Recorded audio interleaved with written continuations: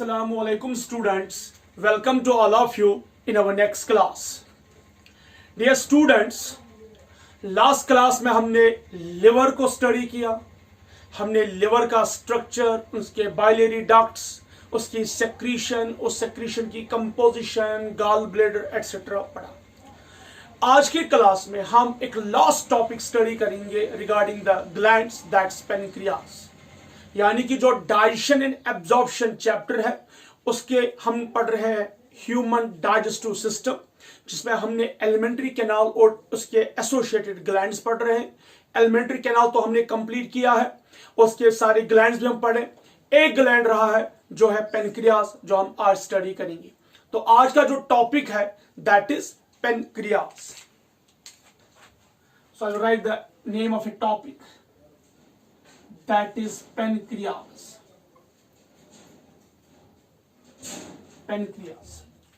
सबसे पहला पॉइंट जो आपको याद रखना है पेनक्रियास में बेटा, दैट ये एंडोडर्मल इन ओरिजिन है. Endodermal in origin. इन पे अक्सर क्वेश्चन पूछे जाते हैं ओरिजिन, क्योंकि ये जो क्वेश्चंस है पेनक्रियास जो क्वेश्चंस है एंडोडर्मल इन ओरिजिन, ये अक्सर पूछे जाते हैं. देखिए ये क्वेश्चन रिलेट होते हैं दो टॉपिक्स के साथ, फिजियोलॉजी में भी है और 12th क्लास में जो रिप्रोडक्टिव सिस्टम है वहां पे भी हम लेते हैं डेवलपमेंट, तो उसके रिलेटेड भी ये क्वेश्चन है. सो पेनक्रियास जो है दैट्स एंडोडर्मल इन ओरिजिन. जो पेनक्रियास है ये लोअर एब्डोमेन में रहता है, present in lower abdomen. It's present in lower abdomen. Hypogastric in nature. What do you mean by hypogastric? यानी कि ये lower abdomen में hypogastric means stomach के नीचे. Hypo means नीचे, gastric means stomach, यानी कि stomach के नीचे. We know it very well. हमारा stomach left side है, तो stomach के नीचे है, तो दैट मीन जो पेनक्रियास है ये भी लेफ्ट साइड में पाया जाता है. Present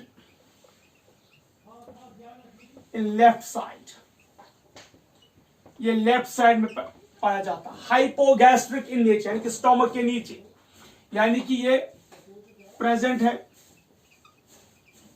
present in between stomach and duodenum. Stomach और ड्यूडिनम के बीच में पाया जाता है. 10 to 12 सेंटीमीटर लॉन्ग है, 10 to 12 सेंटीमीटर लॉन्ग है, लोब्यूलेटेड है, लोब्यूलेटेड है. मैं इसकी एक डायग्राम पहले आपको दिखाता हूं बेटा.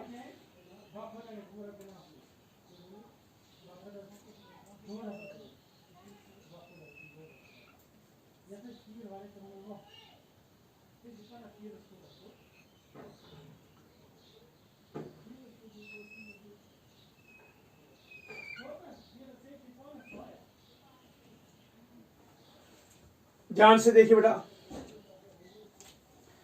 हम इस पेनक्रियास के पार्ट्स करते हैं.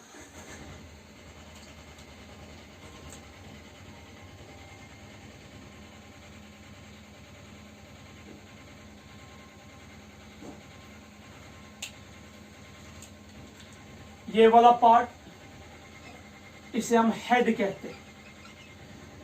तो मैं लिखता हूं parts of pancreas, parts of pancreas. तो पेनक्रियास की क्या क्या पार्ट है? सबसे पहला पार्ट है हेड.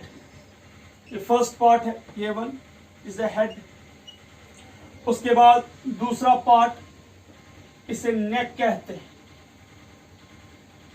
दूसरा पार्ट जो है दैट इज नेक. उसके बाद जो है दैट इज बॉडी. ये थर्ड पार्ट है, दैट इज बॉडी. उसके बाद जो फोर्थ पार्ट है that's tail, that is tail. तो हम पेनक्रियास को 4 पार्ट्स में डिवाइड करते हैं. सबसे पहला पार्ट जो फिक्स होता है बिल्कुल ड्यूडेनम के साथ, दैट इज द हेड, उसके बाद नेक, उसके बाद बॉडी और उसके बाद टेल, यानी कि 4 पार्ट्स है पेनक्रियाज के।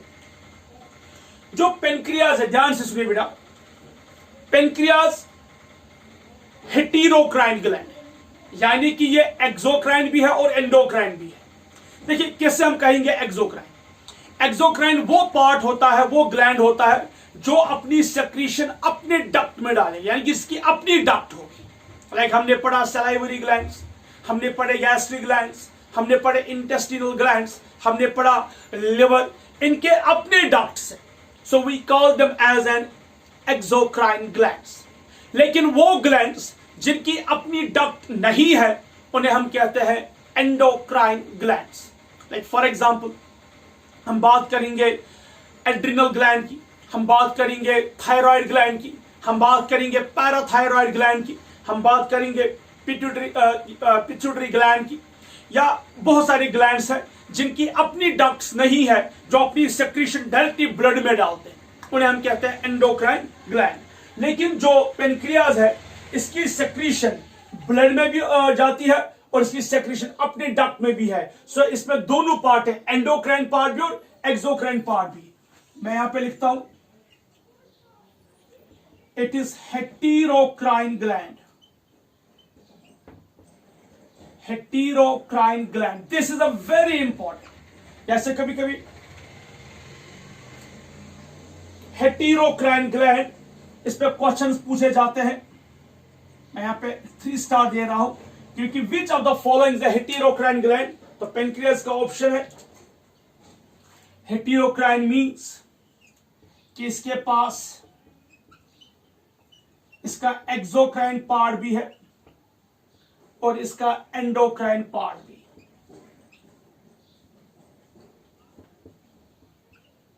एंडोक्राइन पार्ट, जो एक्सोक्राइन पार्ट है ऑलमोस्ट ये 98% है। एक्सोक्राइन पार्ट जो पेनक्रियास का है ये कॉन्स्टिट्यूट करता है 98%। और कौन कौन है इसमें? जो एक्सोक्राइन पार्ट है इसमें 2 तरह के सेल्स पाए जाते हैं, cells of acinus and cells of serous. So there are 2 types of cells in exocrine part. पहला कौन सा है? cells of acinus, और दूसरा कौन सा है? cells of serous. ये दोनों कलेक्टिवली जो सेक्रीट करते हैं उसे बोलते हैं पेनक्रियाटिक जूस। पेनक्रियाटिक जूस, यानी कि जो एक्सोक्राइन पार्ट है ये 98% कॉन्स्टिट्यूट करता है पेनक्रियास का। इसमें 2 तरह के सेल्स पाए जाते हैं, cells of acinus and cells of cells. इन दोनों की जो सेक्रीशन है उसे हम बोलते हैं पेनक्रियाटिक जूस। और ध्यान से सुनिए, इसमें 2 डक्ट्स पाए जाते हैं, 2 डक्ट्स। पेनक्रियास में 2 डक्ट्स होते हैं। एक जो मेन डक्ट है पेनक्रियास की, एक वो है जो मेन डक्ट है, उसे हम कहते हैं duct of Wilson. Duct of Wilson scientist के नाम पे ये मेन डक्ट है। और दूसरी डक्ट जो है उसे बोलते हैं डक्ट ऑफ सेंटोरिनी।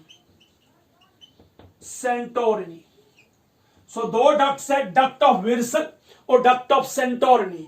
जो डक्ट ऑफ विल्सन है ये कंबाइन होता है, ज्वाइन होता है हिपैटिक डक्ट के साथ। जो डक्ट ऑफ विल्सन है पेनक्रियाटिक डक्ट, ये ज्वाइन होती है किसके साथ? हिपैटिक डक्ट के साथ, जो लिवर से आती है, गॉल ब्लेडर से आती है, हिपैटिक डक्ट उसके साथ ज्वाइन होती है और बनाती है हिपैटोपेनक्रियाटिक डक्ट, जो इसके बाद हम पढ़ेंगे। और जो डक्ट ऑफ सेंटोरिनी है ये पेनक्रिया से निकलने वाली डक्ट जो डायरेक्टली ओपन होती है ड्यूडेनम में।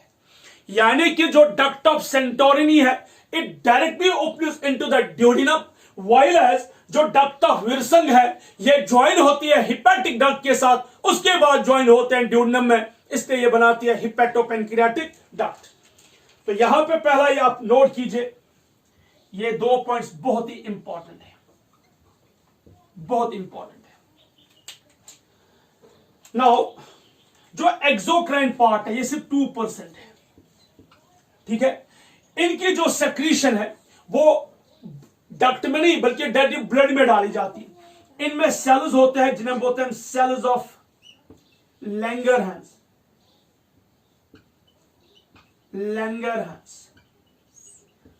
सो जो सेल्स ऑफ लैंगरहैंस है they constitute the endocrine part. मैं इनको भी स्टार देता हूं क्योंकि ये इंपॉर्टेंट है नीट पर एग्जाम के लिए। सो जो पेनक्रियाज में एंडोक्राइन पार्ट है उसमें जो सेल्स होते हैं उन्हें हम बोलते हैं सेल्स ऑफ लैंगरहैंस या आइलेट्स ऑफ लैंगरहैंस भी कहते हैं, क्योंकि ये एंडोक्राइन नेचर है, सिर्फ 2% है और ये अपनी सेक्रीशन ब्लड में डालते हैं। ये जो सेल्स ऑफ लैंगरहैंस है ये 4 तरह के, alpha cell, beta cell, delta cell, उसके बाद गामा, एफ या पीपी सेल। सो 4 तरह के सेल्स हैं, alpha cells, beta cells, delta cells, gamma या एफ या पीपी सेल। टोटल 4 सेल्स है। यानी कि जो सेल्स ऑफ लैंगरहैंस है या जिन्हें हम बोलते हैं आइलेट्स ऑफ लैंगरहैंस, ये 4 तरह के हैं, alpha cell, beta cell, delta cell, gamma, F या पीपी सेल। ठीक है। सो ये था पहले हमने स्टडी किया कि जो पेनक्रियाज है ये एंडोडर्मल इन ओरिजिन है, लोअर एब्डोमेन में, स्टोमक के नीचे रहता है, हाइपोगैस्ट्रिक, स्टोमक और ड्यूनेम के बीच में लेफ्ट साइड में पाया जाता है, 10 to 12 सेंटीमीटर लॉन्ग है, लोब्यूलेटेड है। इसके 4 पार्ट्स है, हेड है, नेक है, बॉडी है, टेल है। तो ये हेटेरोक्राइन ग्लैंड है। What do you mean by heterocrine gland? जिसमें दोनों पार्ट आएंगे, एक्सोक्राइन पार्ट भी और एंडोक्राइन पार्ट भी। जो एक्सोक्राइन पार्ट है उसमें जो सेल्स है उनको बोलते हैं, 2 तरह के सेल्स है, cells of acinus and cells of serous. जो सेल्स ऑफ एसिनस और सेल्स ऑफ सिरस है ये कलेक्टिवली एक जूस सेक्रेट कर, इसका नाम है पेनक्रियाटिक जूस। इसमें 2 डक्ट्स है, एक है डक्ट ऑफ विल्सन जो मेन डक्ट है, ये वाली डक्ट हिपैटिक डक्ट के साथ ज्वाइन होकर हिपैटोपेनक्रियाटिक डक्ट बनाती है। तो दूसरी है डक्ट ऑफ सेंटोरिनी जो पेनक्रिया से निकल के डायरेक्टली ओपन होती है ड्यूनेम में। ठीक है, ये दोनों डक्ट बहुत इंपॉर्टेंट है। उसके बाद जो एंडोक्राइन पार्ट है वो सिर्फ 2% है। इसमें जो सेल्स पाए जाते हैं उन्हें बोलते हैं सेल्स ऑफ लैंगरहैंस, ये आइलेट्स ऑफ लैंगरहैंस साइंटिस्ट के नाम पे नाम है। ये 4 तरह के सेल्स है, alpha cell, beta cell, delta cell और उसके बाद गामा सेल बोलिए या एफ सेल बोलिए या पीपी सेल बोलिए। सो अब हम देखेंगे, पहले हम देखेंगे एंडोक्राइन पार्ट। आपको हम देखेंगे कि alpha cell, beta cell, delta और एफ सेल ये कौन से हार्मोन सेक्रेट करते हैं और इनके फंक्शंस क्या है। सो ये पॉइंट बहुत ही इंपॉर्टेंट है कि जो पेनक्रियाज है ये हेटेरोक्राइन ग्लैंड है because it secrets it's secretion directly in the blood. और इसमें एक्सोक्राइन पार्ट भी है जो अपनी सेक्रीशन डालता है डक्ट के जरिए।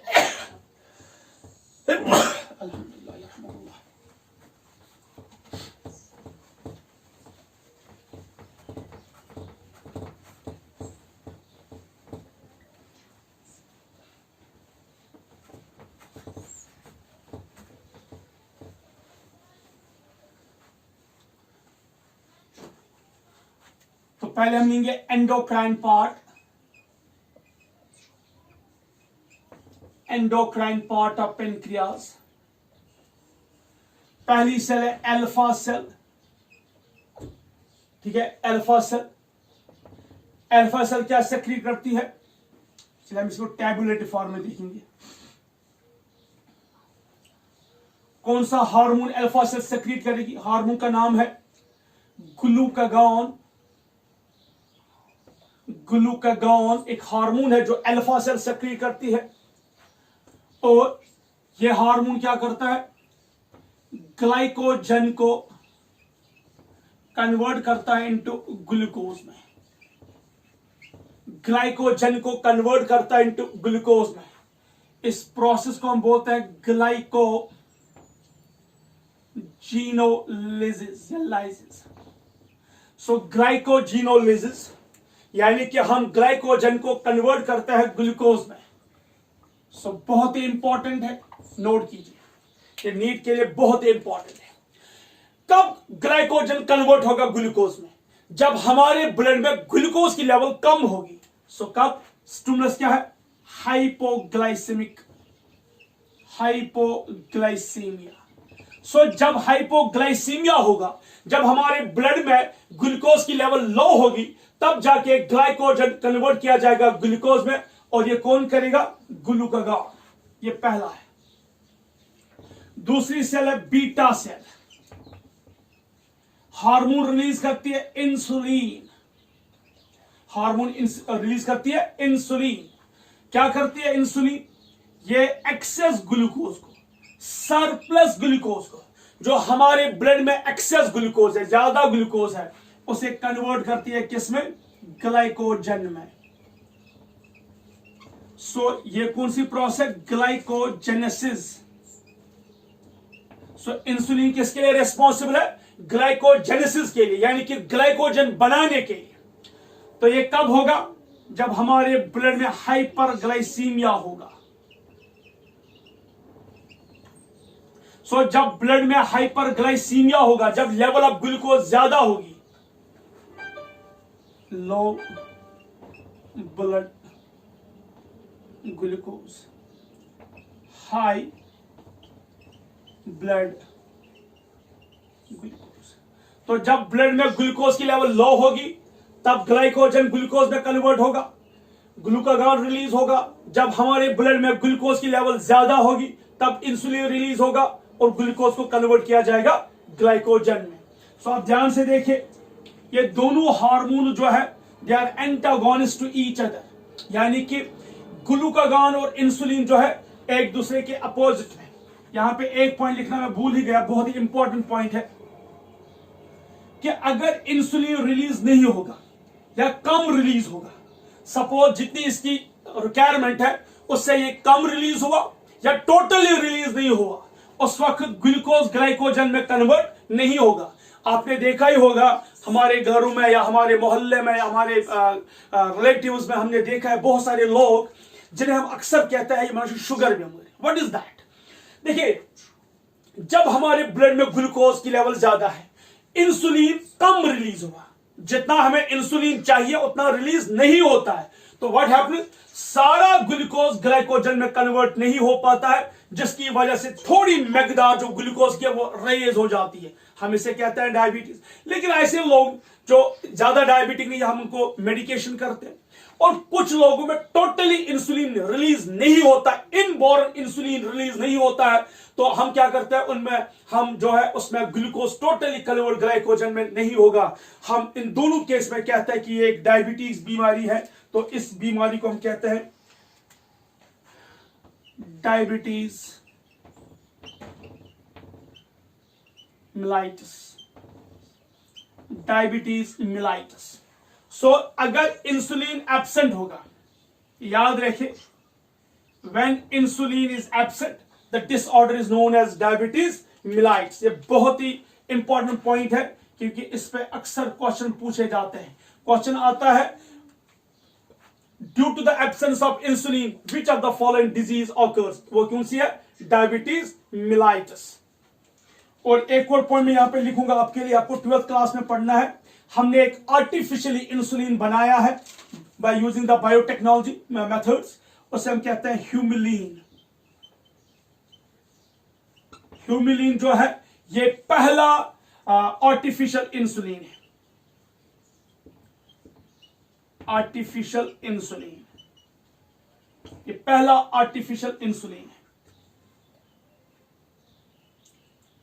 उसके बाद नेक्स्ट विल रीड, उसके बाद कौन सी सेल है? बीटा सेल के बाद, सॉरी पहले लिखिए डेल्टा सेल। डेल्टा सेल, तो डेल्टा सेल का काम क्या है? ये कौन सा हार्मोन सेक्रेट करेगी? Somatostatin.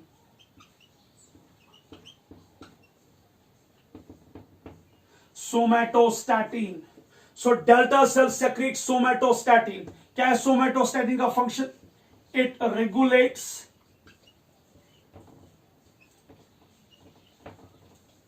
Alpha and beta cell. यानी कि अल्फा और बीटा सेल की फंक्शन को रेगुलेट करता है सोमेटोस्टैटिन। यानी कि जो अल्फा सेल है ये ग्लूकागॉन रिलीज करता है और जो बीटा सेल है ये इंसुलिन को रिलीज करता है। दोनों एंटागोनिस्ट है। जब ये दोनों बैलेंस होने चाहिए, अगर इन दोनों में इम्बैलेंस होगा that can create a problem. So इसलिए इनको रेगुलेट करता है कौन? Somatostatin secreted by the delta cell. एक और सेल है जिसका नाम है गामा सेल, या इसे बोलते हैं एफ सेल, या इसे बोलते हैं पीपी सेल। हार्मोन जो रिलीज होता है इसे बोलते हैं pancreatic polypeptide. Pancreatic polypeptide.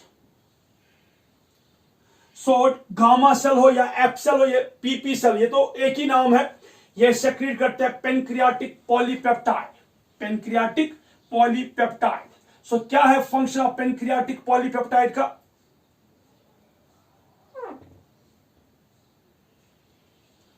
What is the function of pancreatic polypeptide? जो पेनक्रियाटिक पॉलीपेप्टाइड है it regulates the exocrine and endocrine secretion. यानी कि जो एक्सोक्राइन सेक्रीशन हो या एंडोक्राइन सेक्रीशन हो, जो सेक्रीशन होती है बाय द एक्सोक्राइन पार्ट और जो सेक्रीशन होती है एंडोक्राइन पार्ट, उसको रेगुलेट करता है, उसको कंट्रोल करती है, उसको देखती है कौन? Pancreatic polypeptide. जो पेनक्रियाटिक पॉलीपेप्टाइड है ये देखता है the secretion of exocrine part and the secretion of endocrine part. इन दोनों की सेक्रीशन को कंट्रोल करता है, रेगुलेट करता है, इनको चेक करता है कहीं कम सेक्रीशन तो नहीं होता है, कहीं ज्यादा तो नहीं होता है। इस सबको कंट्रोल करता है कौन? गामा सेल, यहां कह सकते हैं एफ सेल या पीपी सेल। इस तरह ये चार सेल्स थे और चारों के चारों सेल्स बहुत ही इंपॉर्टेंट है। ये बहुत इंपॉर्टेंट है। खासतौर आप देखिए जो अल्फा सेल है ये सेक्रेट करता है ग्लूकागॉन और जो बीटा सेल है ये सेक्रेट करता है insulin. Is the clear? So ये था tabulated form function of endocrine part कि कौन कौन सा हार्मोन रिलीज होता है और किस हार्मोन का क्या फंक्शन है। नाउ अब हम देखेंगे एक्सोक्राइन पार्ट, लेकिन उससे पहले हम एक हिस्टोलॉजिकल स्ट्रक्चर देखेंगे पेनक्रियाज का। हम देखेंगे कि पेनक्रियाज में कौन कौन सी सेल होती है और किस तरह उनकी शेप होती है, उनकी पोजीशन क्या होती है। हम एक डाइसेक्शन लेंगे, ट्रांसफर सेक्शन लेंगे पेनक्रियाज का।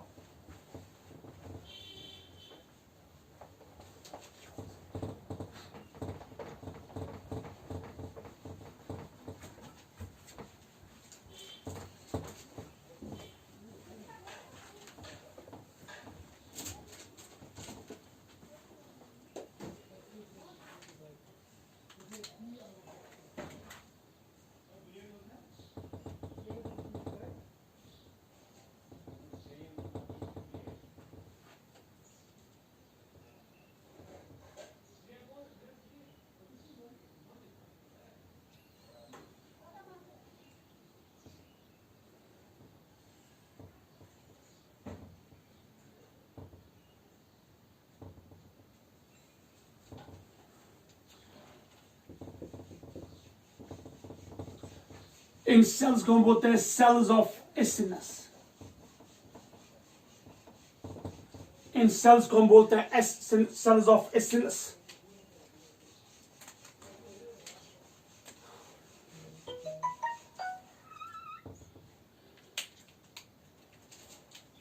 और ये जो है यह है ओपनिंग ऑफ पेनक्रियाटिक डक्ट, या ओपनिंग ऑफ पेनक्रियाटिक डक्ट।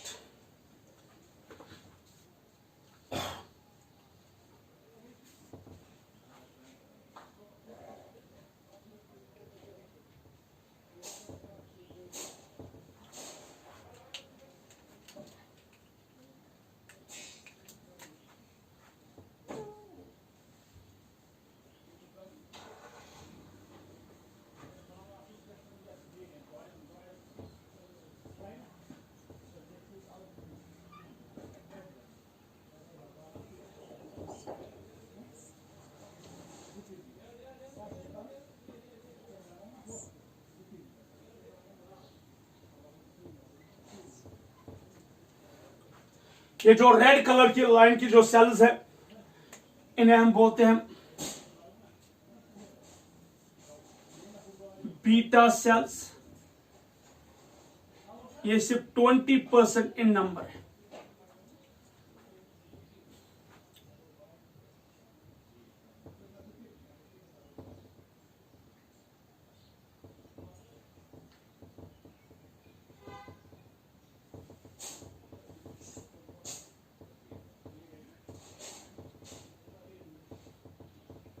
ये जो ब्लैक सेल्स है इन्हें हम बोलते हैं अल्फा सेल्स। अल्फा सेल्स ज्यादा होते हैं, ये 70% होते हैं। सो 70% जो सेल्स है दे आर अल्फा सेल्स, 20% जो है वो है बीटा सेल। उसके बाद जो सेल है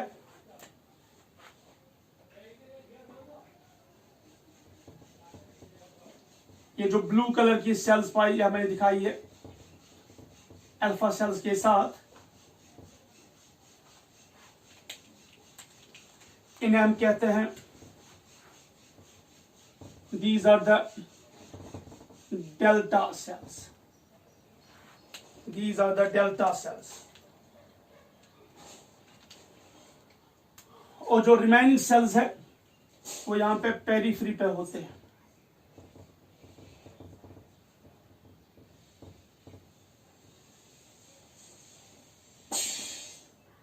वो यहां पे पेरिफेरी पे होते हैं, इन्हें हम कहते हैं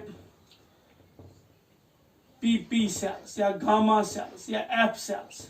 ये जो दोनों है ये 10% है, 5% ईच। ये 70% अल्फा सेल, 20% बीटा सेल, 70 + 20 90। जो डेल्टा सेल है और पीपी सेल है ये 5% ईच है, तो टोटल आ गया 100%। नाउ कुछ और सेल्स दिखाने हैं।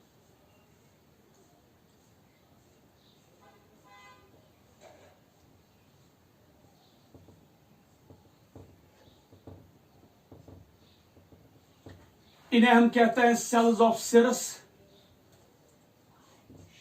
इन्हें हम कहते हैं cells of Sirsa.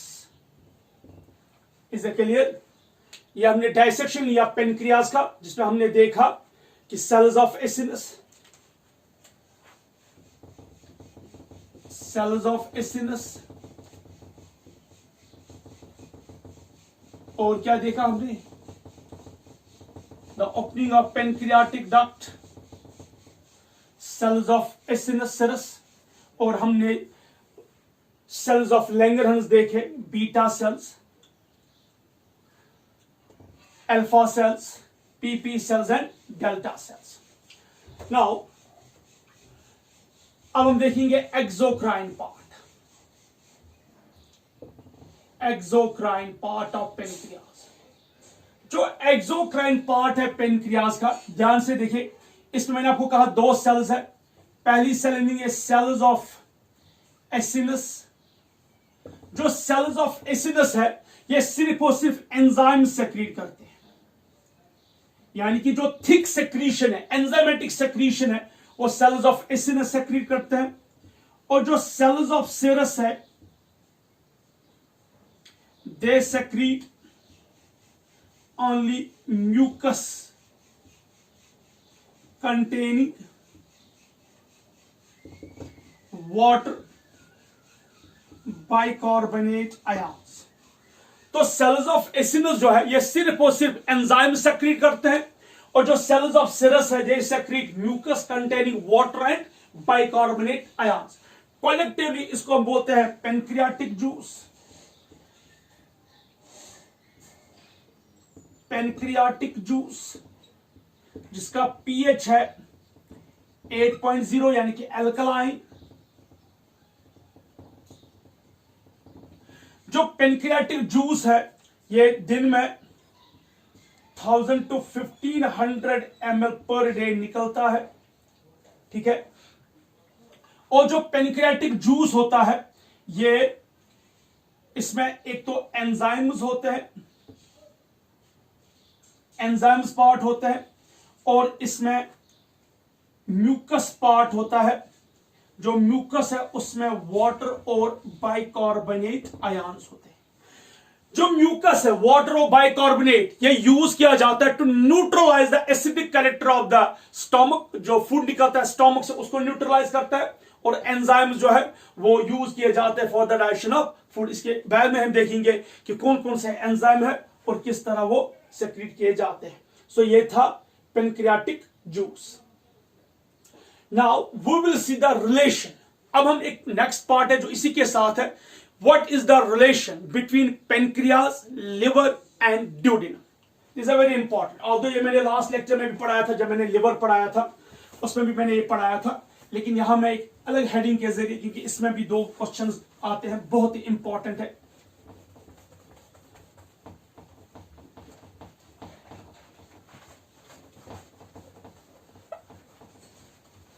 Relation between pancreas, liver and duodenum.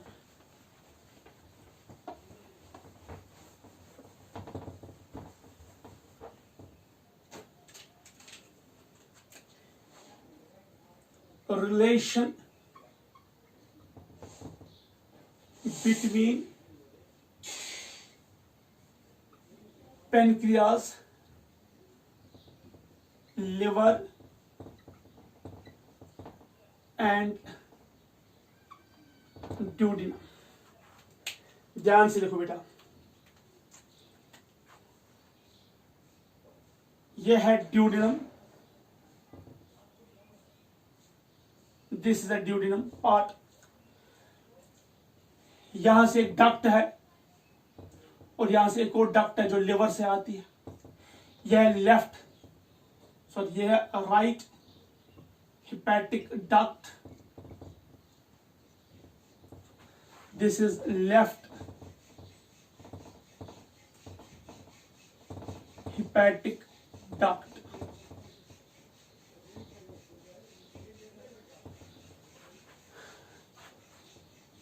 अब ये दोनों ज्वाइन होते हैं, इसको हम कहते हैं common hepatic duct। Common hepatic duct।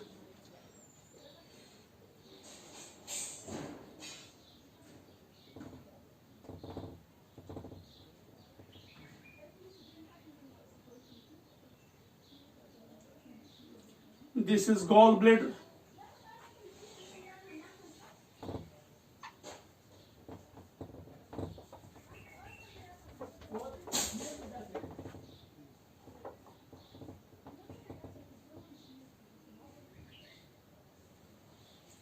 this is gallbladder और यह है cystic duct।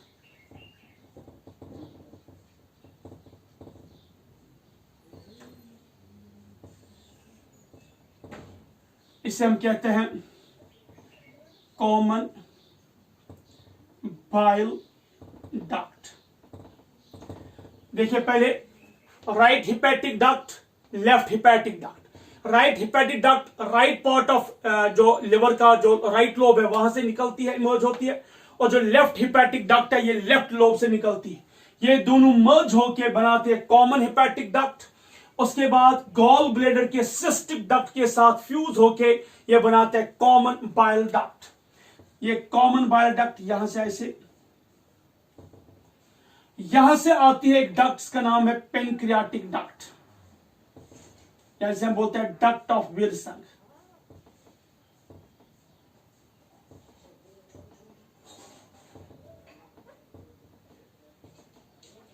ठीक है, ये देखिए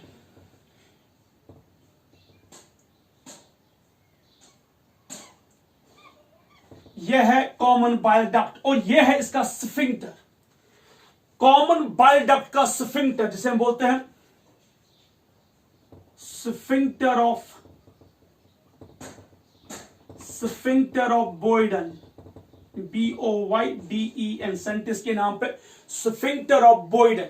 यानी कि जो कॉमन बाइल डक्ट है, क्या है common bile duct? Right hepatic duct right lobe से, left hepatic duct left lobe से, निकलते हैं लिवर से, उसके बाद मर्ज होते हैं सिस्टिक डक्ट के साथ, बनता है कॉमन बाइल डक्ट। इस कॉमन बाइल डक्ट का जो स्फिंक्टर है उसे बोलते हैं स्फिंक्टर ऑफ बॉयडन। यहां जो कॉमन बाइल डक्ट है पेनक्रियाटिक डक्ट के साथ मिलकर ऐसे थोड़ा आ जाते हैं, तो यहां पे एक ब्रॉड रीजन बनाते हैं।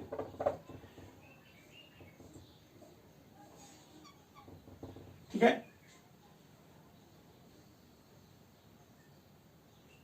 This is here the duodenum.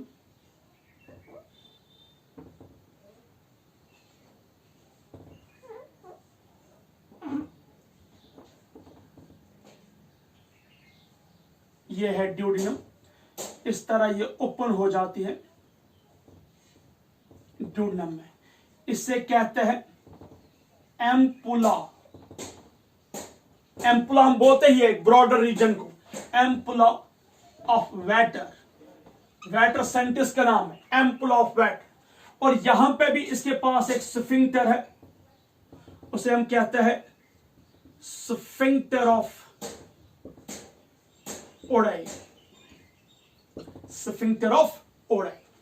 तो आप ध्यान से देखिए, ये पेनक्रियाटिक डक्ट है, ज्वाइन करती है कॉमन बाइल डक्ट के साथ, आगे एक ब्रॉडर रीजन बनती है, इसका नाम है एम्पुला ऑफ वैटर, जो ओपन होती है किसमें, into the duodenum. Ampulla of Vater के पास एक स्फिंक्टर होता है, इसे बोलते हैं स्फिंक्टर ऑफ ओडाई। ये जो डक्ट्स है ये एक्सिडी डक्ट्स है, पेनक्रियाटिक डक्ट से निकल के डायरेक्ट ओपन होती है किसमें, इनटू द ड्यूडेनम। इन्हें हम बोलते हैं duct of Santorini. Duct of Santorini. तो मैं फिर रिपीट करना चाहता हूं, लिवर में दो लोब्स है, राइट लोब और लेफ्ट लोब। राइट लोब से आती है right hepatic duct, left lobe से आती है लेफ्ट हिपैटिक डक्ट। दोनों ज्वाइन करते हैं, बनाते हैं common hepatic duct. Gall bladder से निकलती है एक डक्ट जिसका नाम है सिस्टिक डक्ट। तो सिस्टिक डक्ट और कॉमन हिपैटिक डक्ट फ्यूज होकर ज्वाइन होकर बनाते हैं common bile duct. Common bile duct के पास एक स्फिंक्टर, इसका नाम है स्फिंक्टर ऑफ स्फिंक्टर ऑफ बॉयडन। तो कॉमन बाइल डक्ट, और यहां से आती है पेनक्रियाटिक डक्ट जिसे हम कहते हैं duct of Wilson. Pancreatic duct या डक्ट ऑफ विल्सन भी हमसे बोलते हैं। ये ज्वाइन होती है कॉमन बाइल डक्ट के साथ। तो जब ये ज्वाइन हो जाती है हम इसे नाम देते हैं common hepato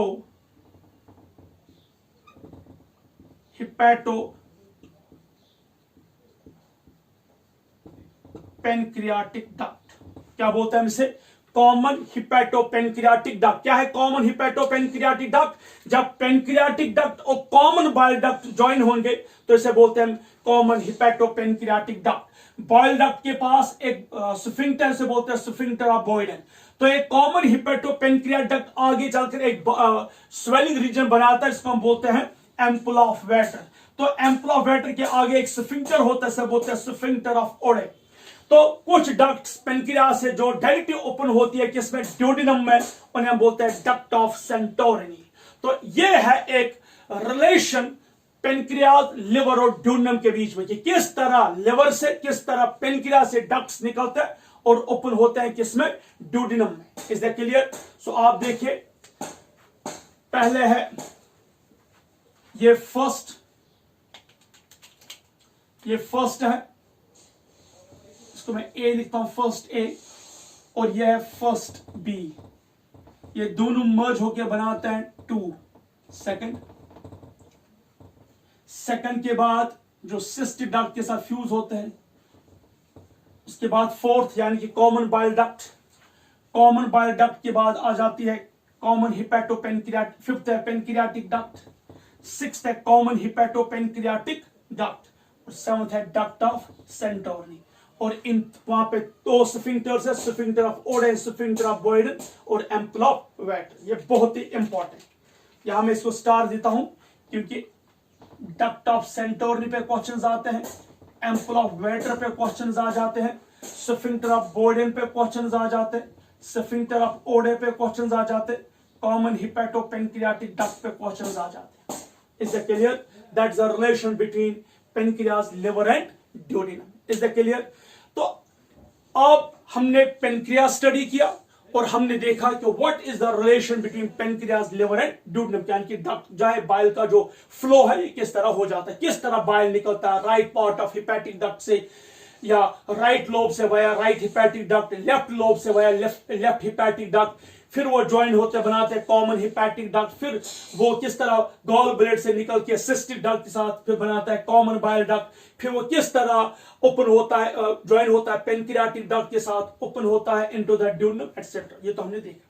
now we will see different juice, यानी कि गैस्ट्रिक जूस, 4 गैस्ट्रिक जूस बहुत ही इंपॉर्टेंट है।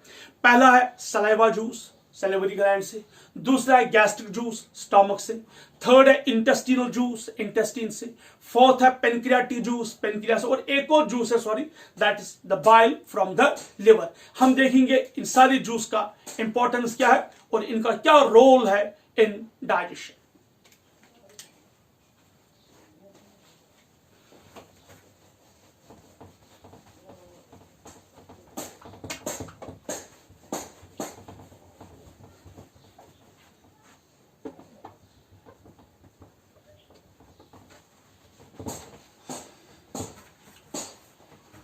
ऑलरेडी जब हमने ग्लैंड्स पढ़े, जैसे मैंने सलाइवरी ग्लैंड्स पढ़ाया, वहां भी मैंने सलाइवा जूस के बारे में बोला।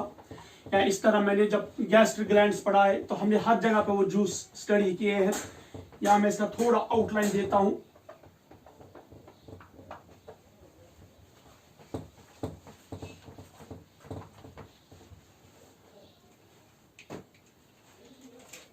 टॉपिक है डाइजेस्टिव जूसेस, डाइजेस्टिव जूसेस। सबसे पहला सलाइवा या सैलिवरी जूस। इसमें क्या क्या पाया जाता है सलाइवा में? ये एल्कलाइन है, एल्कलाइन है। इसमें जो मेन एंजाइम है दैट्स अल्फा एमाइलेज, जो फूड को डाइजेस्ट करता है। ये कार्बोहाइड्रेट को अटैक करता है, पॉलीसेकेराइड को। उनके बीच में जो बॉन्ड है that's alpha 1-4 glycosidic bond. Glycosidic linkage भी से बोलते हैं, बॉन्ड भी बोलते हैं। अल्फा 1-4 ग्लाइकोसिडिक बॉन्ड, ये मैं पढ़ाऊंगा आपको बायोमॉलिक्यूल्स में, जो पोर्शन में पेंडिंग है, तो वहां मैं पढ़ाऊंगा किस तरह ये अल्फा 1-4 ग्लाइकोसिडिक बॉन्ड बनता है। तो इस बॉन्ड को ये ब्रेक करता है। उसके बाद दूसरा है गैस्ट्रिक जूस।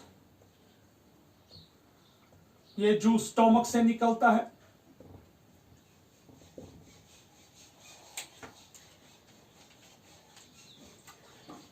ये एसिडिक है। इसमें जो होता है एक तो एसिड होता है हाइड्रोक्लोरिक एसिड, और इसमें एंजाइम्स होते हैं। कौन कौन से एंजाइम्स? इसमें निकलता है पेप्सिनोजन, जो कन्वर्ट किया जाता है पेप्सिन में bye the action of HCL, यानी कि एचसीएल पहले पेप्सिनोजन को कन्वर्ट करता है पेप्सिन, फिर पेप्सिन खुद ही पेप्सिनोजन को कन्वर्ट करता है पेप्सिन में। इसे बोलते हैं ऑटो कैटालिसिस। याद रखिए, क्वेश्चन आएगा how pepsinogen is activated. Pepsinogen is activated by the HCL, लेकिन जब मामूल थोड़ा एक पेप्सिन बनता है तो फिर वो रिमेनिंग पेप्सिनोजन को खुद ही कन्वर्ट करता है पेप्सिन में। This is known as auto catalysis. और जो पेप्सिन है ये डाइजेशन करता है प्रोटीन्स का। एक और एंजाइम्स का नाम है प्रोरेनिन, RENNIN है, ये सिंगल एन नहीं है, डबल एन है। इसको कन्वर्ट किया जाता है रेनिन में bye the action of pepsin. तो रेनिन जो है ये कर्ड बनाता है। जो छोटे बच्चे होते हैं उनमें जो मिल्क होता है, मिल्क को कन्वर्ट करते हैं इनटू कर्ड, जो एक्चुअली होता है कैल्शियम फॉस्फोकैजीनेट।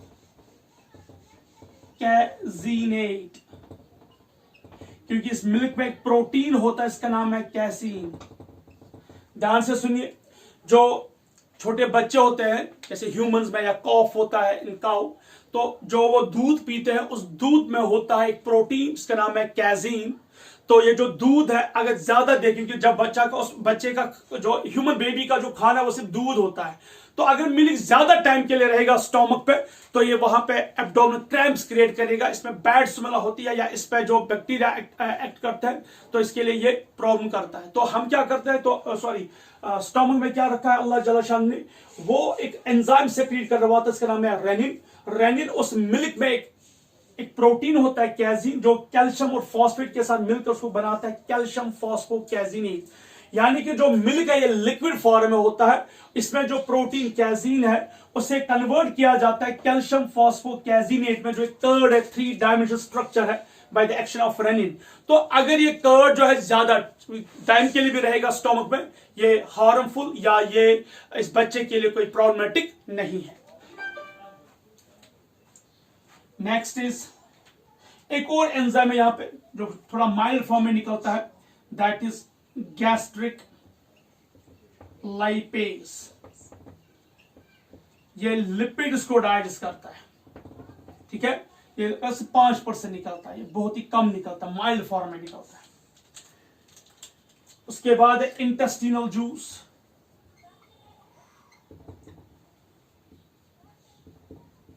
Intestinal juice.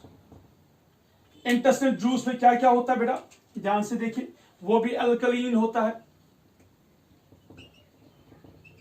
अल्कलाइन होता है, पीएच ऑलमोस्ट 8.0 होता है। देखिए उसमें क्या क्या होता है, पहले उसमें एंजाइम्स हम देखेंगे। इंटेस्टिनल जूस में एंजाइम्स होते हैं, कौन कौन से एंजाइम, ध्यान से देखिए। पहला होता है इंटेस्टिनल लाइपेज, जो लिपिड्स को डाइजेस्ट करता है, ठीक है बेटा। उसके बाद होता है माल्टेस, तो हमने ऑलरेडी पढ़ा है, रिवाइज कर रहा हूं मैं आपका। Lactase, sucrase, isomaltase, dextrinase. देखिए माल्टेस जो है ये माल्टोज को डाइजेस्ट करता है, माल्टोज डाइसेकेराइड है। लैक्टेस लैक्टोज को डाइजेस्ट करता है। सक्रेस सक्रोज को डाइजेस्ट करता है। आइसोमाल्टेस माल्टोज को डाइजेस्ट करता है, और डेक्स्ट्रिनेस डेक्स्ट्रिन को डाइजेस्ट करता है। ये सारे डाइसेकेराइड्स है और ये कार्बोहाइड्रेट्स है। और इसके बगैर एमिनोपेप्टिडेसेस, एमिनोपेप्टिडेसेस और पेप्टिडेसेस। एमिनोपेप्टिडेस और पेप्टिडेस ये प्रोटीन्स को डाइजेस्ट करते हैं। कौन से प्रोटीन्स को, पॉलीपेप्टाइड्स को, ये पॉलीपेप्टाइड्स को डाइजेस्ट करते हैं। तो जो एमिनोपेप्टिडेस है ये एमाइन जो टर्मिनल होता है पॉलीपेप्टाइड का, एन टर्मिनल जो होता है उस साइड से डाइजेस्ट करता है, और जो पेप्टिडेस है ये कहीं पे भी क्लीवेज करेगा, इसे बोलते हैं एंडोपेप्टिडेस, ये कहीं पे भी क्लीवेज करता है। एक और एंजाइम है, उन्हें हम बोलते हैं न्यूक्लियोटिडेसिस।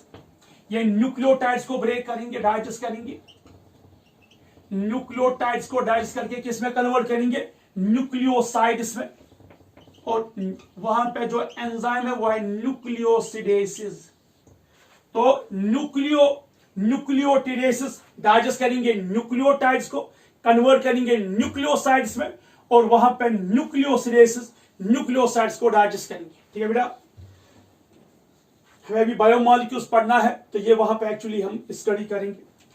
उसके बाद है एक्टिवेट्स, इन्हें बोलते हैं एंजाइम एक्टिवेटर्स। क्या बोलते हैं हम इन्हें, enzyme activators, because they activate so many enzymes. इसमें एक एंजाइम है जिसका नाम है एंटीरोपेप्टिडेस, एंटीरोपेप्टिडेस, ऐसे हम बोलते हैं एंटीरोकाइनेस, एंटीरोकाइनेस। एंटीरोपेप्टिडेस या एंटीरोकाइनेस जो है ये एक्चुअली एक्टिवेट करता है पेनक्रियाटिक एंजाइम्स को। जो पेनक्रिया से निकलने वाले एंजाइम्स है जिसमें आता है ट्रिप्सिनोजिन, काइमोट्रिप्सिनोजिन, जो इनएक्टिव फॉर्म है, ये उनको एक्टिवेट करता है। नेक्स्ट हम देखेंगे पेनक्रियाटिक जूस।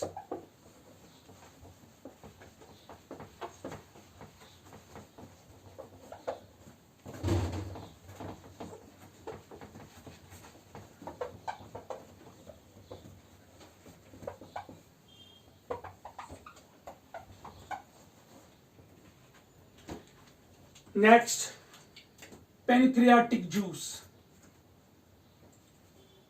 यह भी एल्कलाइन है।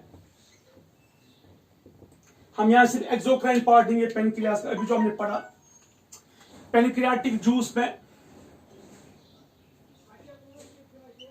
एंजाइम, पेनक्रियाट जूस में हम देखेंगे एंजाइम, जिसमें पहला एंजाइम लेंगे ट्रिप्सिनोजिन।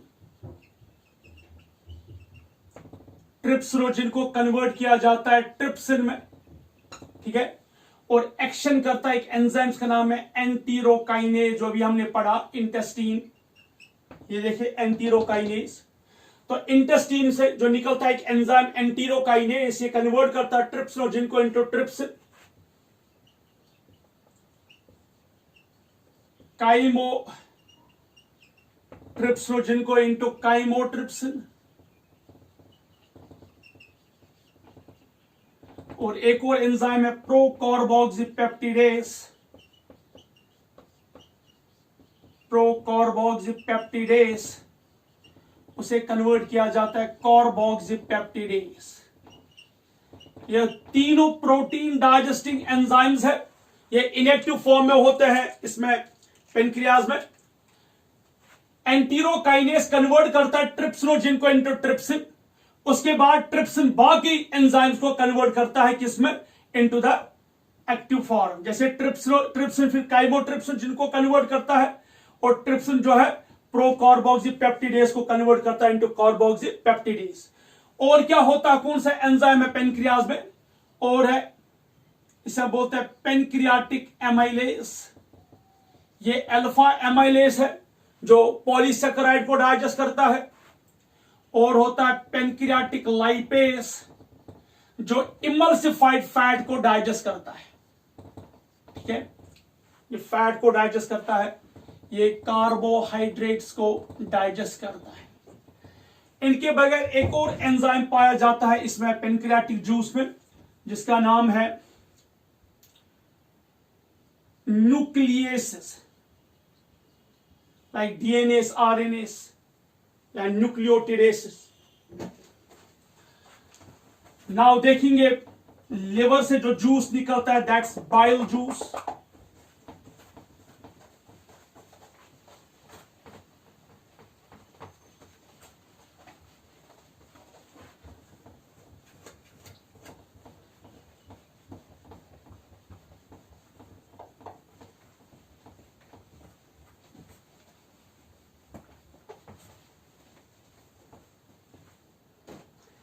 Now bile juice,